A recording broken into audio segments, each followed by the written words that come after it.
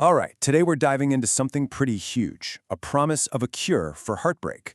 I mean, that's a massive claim, right? So let's really get into our source material here and figure out how exactly this is being sold. So here it is, the core promise.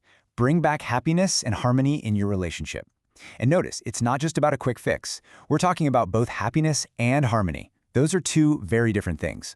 It really makes you wonder, who's making a promise this big? And there's our answer. We're not talking about a typical therapist or some kind of licensed counselor here. The source is described as an Indian psychic astrologer in Melbourne. And that's super important, right? That specific cultural and geographical context is the lens we have to use to understand everything that's coming next.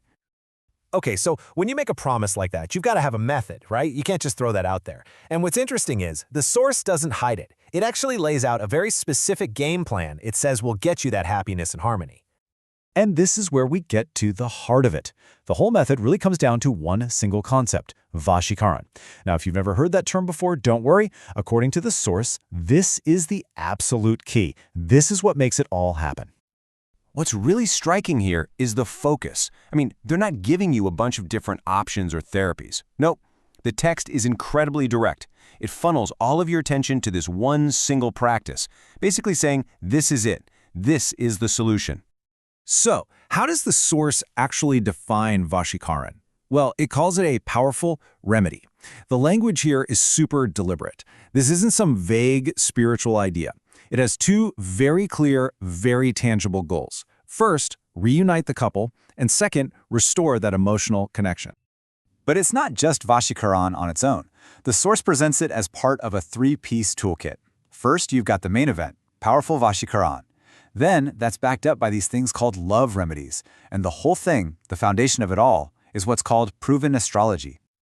Okay, so we've got the method, we know the tools, so what's the end game? What's the ultimate goal here? Well, according to this text, it's all about one thing, reigniting love. And again, they're really clear that this isn't just a band-aid solution. The source lays out a whole journey, a clear path that takes you from that pain of being separated all the way back to a real heartfelt connection. Let's look at this path. It's a pretty deliberate four-step process. Step 1 is practical. Reunite the couple. Get them back in the same room. Step 2 gets emotional. Restore the connection. Step 3 is where it gets really romantic. Reignite true love. But check out this last step. Bring peace to your heart. See how it shifts? It turns inward. So the end goal isn't just about the we, it's also about the me, finding your own individual peace. This line right here is so important. Trust proven astrology to reignite true love. That first word, trust, that's a direct appeal to your faith, right? And then they immediately try to back it up with proven astrology. It's this fascinating blend of an emotional plea with a claim that sounds almost scientific, like it's a reliable system. Okay, so let's recap. We've got the big promise, we've got the method, and we've got the final goal. The last piece of the puzzle here is the call to action. And this is where things take a turn from the spiritual to the very, very practical. After building up this whole emotional case for how to bring love back, the source doesn't end with some flowery promise. Not at all. It finishes with a really clear, really modern instruction for what you should do next. It's such a sharp turn, a straight-up call to action. And what is that final instruction? Get this, it's literally a Google search query. I find this part maybe the most fascinating bit of the whole thing.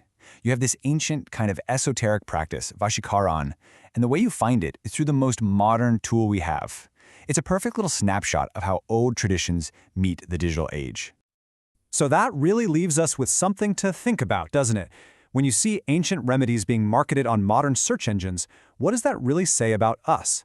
About the timeless, universal challenges of love and loss, and, that hope we all have for reconnection? It's a big question. Thanks for digging into this one with me.